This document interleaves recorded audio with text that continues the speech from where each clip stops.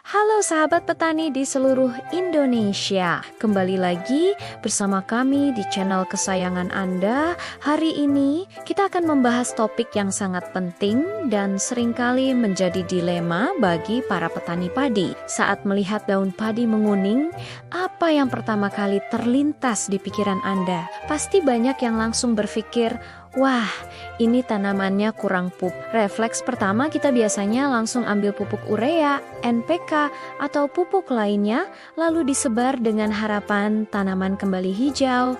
Tapi, tunggu dulu, apakah tindakan ini selalu tepat? Faktanya, tidak semua daun padi yang menguning itu artinya kekurangan pupuk. Justru dalam banyak kasus yang kami temui di lapangan, penyebab utamanya adalah serangan penyakit. Nah, kesalahan dalam mendiagnosis masalah ini bisa berakibat fatal. Pertama, tanaman tidak akan sembuh. Kedua, biaya pupuk jadi membengkak sia-sia. Dan yang paling parah, serangan penyakit bisa semakin meluas dan tak terkendali karena penanganan yang salah.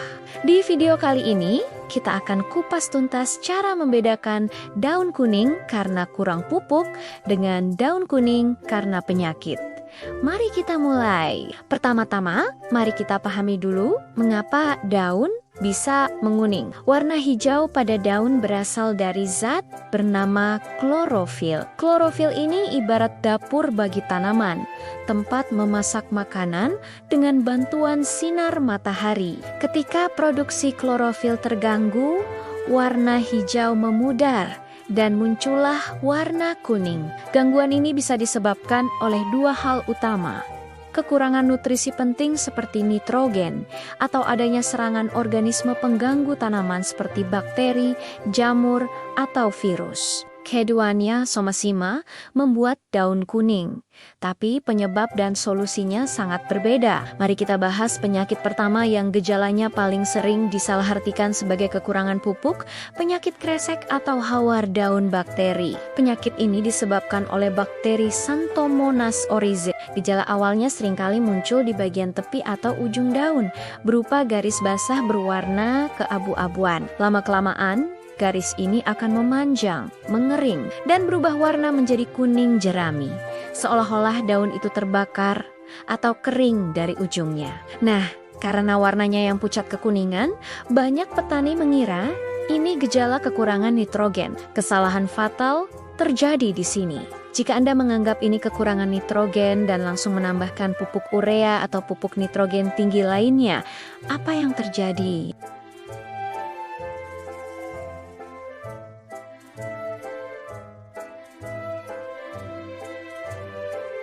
Penyakit kedua yang tak kalah membingungkan adalah penyakit tumro. Ini adalah penyakit yang sangat ditakuti karena bisa menyebabkan gagal panen total. Gejala utama tumro adalah tanaman menjadi kerdil, jumlah anakan berkurang drastis, dan daun muda berubah warna menjadi kuning hingga oranye.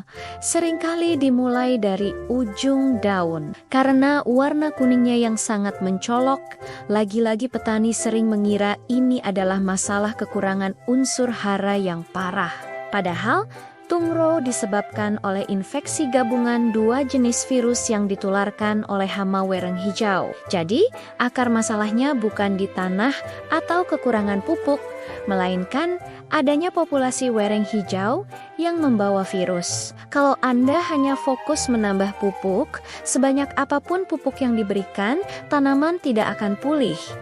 Virus sudah ada di dalam jaringan tanaman. Solusi yang tepat untuk tumro adalah pengendalian vektor atau pembawa virusnya, yaitu wereng hijau. Pencegahan menjadi kunci utama, seperti melakukan penanaman serentak, menggunakan varietas tahan, dan memantau populasi wereng hijau sejak awal. Jika sudah terlanjur parah, tanaman yang terinfeksi berat bahkan harus dicabut dan dimusnahkan untuk mencegah penyebaran lebih lanjut. Penyakit ketiga adalah belah daun yang disebabkan oleh jamur Pyricularia oryzae. Penyakit ini bisa menyerang di semua fase pertumbuhan tanaman, mulai dari daun, batang, hingga leher malai. Pada phase daun, gejala awalnya kadang kurang jelas, Daun mungkin hanya terlihat sedikit pucat atau kekuningan. Ini yang seringkali disangka sebagai kekurangan nutrisi ringan. Namun, jika Anda perhatikan lebih dekat, akan muncul gejala khas berupa bercak berbentuk belah ketupat atau elips dengan bagian tengah berwarna abu-abu atau keputihan dan tepi berwarna coklat kemerahan. Bentuknya sering disebut seperti mata. Jika sudah muncul bercak khas seperti ini, sudah pasti ini bukan kekurangan pupuk. Ini adalah serangan jamur blak, sama seperti penyakit kresek. Pemberian pupuk nitrogen yang berlebihan justru akan memperparah serangan blak. Jaringan tanaman yang lunak sangat disukai oleh jamur ini untuk berkembang biak. Serangan bela yang parah bisa membuat seluruh daun mengering dan mati, yang tentunya akan sangat mengganggu proses pengisian gabah.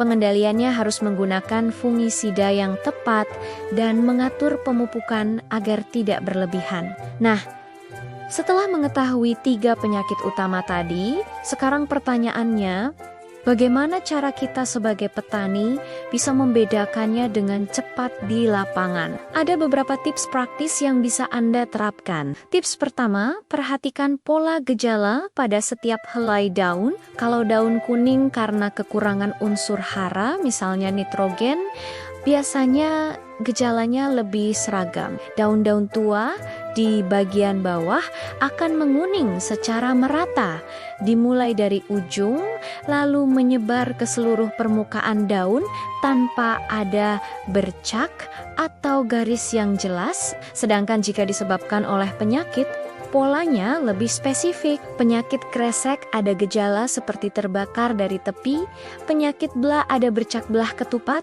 dan tungro warnanya kuning oranye terang. Jadi amati bentuk kerusakannya, jangan hanya lihat warnanya. Tips kedua, lihat pola penyebaran di hamparan sawah Anda. Kekurangan unsur hara biasanya terjadi secara merata di satu petak sawah atau di area-area tertentu yang kondisi tanahnya memang kurang subur.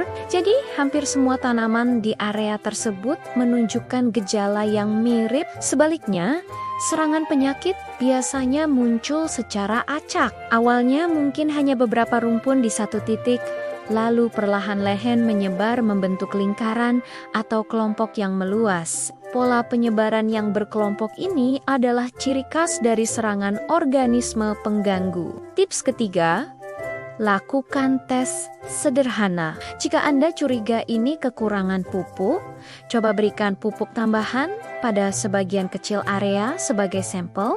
Jika dalam beberapa hari area tersebut mulai menunjukkan perbaikan dan warna daunnya menghijau, kemungkinan besar memang masalahnya adalah kekurangan pupuk. Tetapi, jika setelah dipupuk kondisinya tidak berubah atau bahkan memburuk, maka hampir pasti penyebabnya adalah penyakit. Dengan cara ini, Anda tidak perlu mengambil risiko memupuk seluruh lahan secara sia-sia. Jadi, kesimpulannya apa? Sebelum mengambil keputusan untuk menambah pupuk saat melihat daun padi menguning, luangkan waktu sejenak untuk menjadi detektif di sawah Anda sendiri. Lakukan pengamatan yang lebih teliti.